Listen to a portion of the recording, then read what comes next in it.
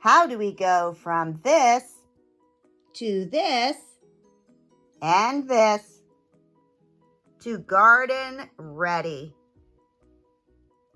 Good morning, everybody. This is Deb from Just Do Something Homestead, and today we're going to talk about how to prepare your plants to be planted outside in the garden. In West Virginia, I live in Zone 6B, and what that means is I can't plant any of my tender seedlings, such as peppers and tomatoes, outside until the soil is completely warm. So what do I do with my seedlings?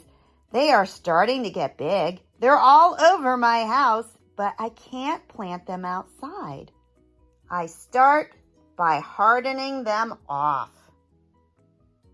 Hardening my seedlings simply means getting it acclimated to being outside. And the way you do that is to slowly take them outside a little bit longer every day. This is the first week in West Virginia where we have above average temperatures. Right now it's early in the morning and it is in the 50s. Later on today, it's supposed to hit 82. The trees are flowering. The birds are singing. And it is time to start getting ready for summer. I start hardening off my seedlings in the full shade. This is my back porch, and so it's not going to get any direct light. It's only going to get filtered sunlight. I'm only going to take my plants that are in 4-inch pots or 6-pack cells to harden them off. The others are just a little too small. They can stay under the grow lights. And I start the process of lugging them down 2 flights of stairs from my guest room to the back porch.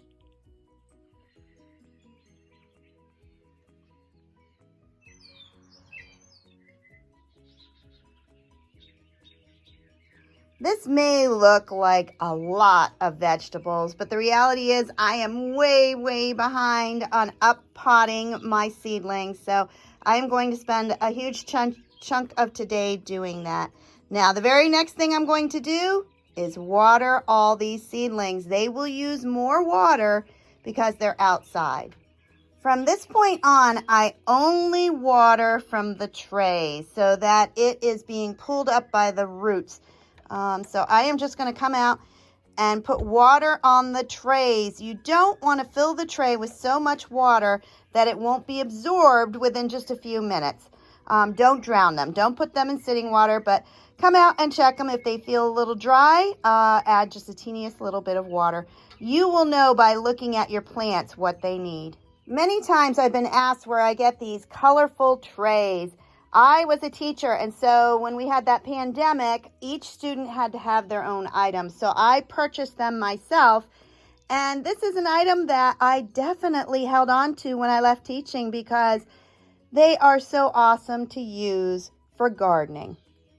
These particular trays I'm able to get over the summer in August, sometimes in July, and they are in Target in the school section.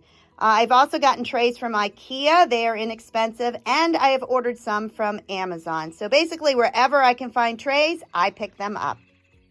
These plants will suddenly start to flourish out here. That's because they're getting indirect sun or filtered sun, and they're getting a little bit of a breeze. If suddenly I have a storm that kicks up like a thunderstorm, I will pull them immediately into my house because they are still very fragile at this age. When I harden my plants, I start in complete shade on my back porch. Then I move to this patio box. This is also on my back porch, but it only gets a teeny little bit of sun in the morning. And so again, it's not as harsh as the afternoon sun.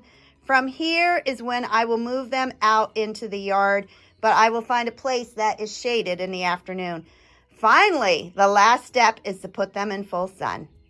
If the temperature stays above 50, I will leave them out overnight. If it does not, that's when I pull them back into the house and bring them out again when it's over 50. I have been doing this for decades. Simply, I don't have a greenhouse. So if you don't have one, this is an easy way to do it. But I know even with greenhouses, you need to slowly adapt them to the heat and the sun. If you're wondering what vegetables I have, those are tomatoes. Some more tomatoes. Down here we have broccoli and cauliflower. I have some candy onions. These are sweet potatoes. Those are the first peppers that I was able to up pot. Peppers and tomatoes.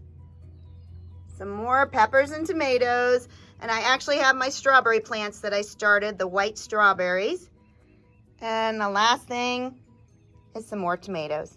This is one of the white strawberry plants that I started, and I'm really babying it because I want to make sure these guys survive. The pack had 10 in it, only 3 of them grew, which I kind of expected, but I'm really babying these guys. And now it's time to up pot some more tomatoes so I can get them outside. If you enjoyed this video on how to go from seed to garden ready, please like, subscribe, and share. And you know what? There's this little button that looks like a bell. If you click on that button, every time I post a video, you will get a notice. And that's what I do with the ones that I follow. So have a great day. Bye-bye.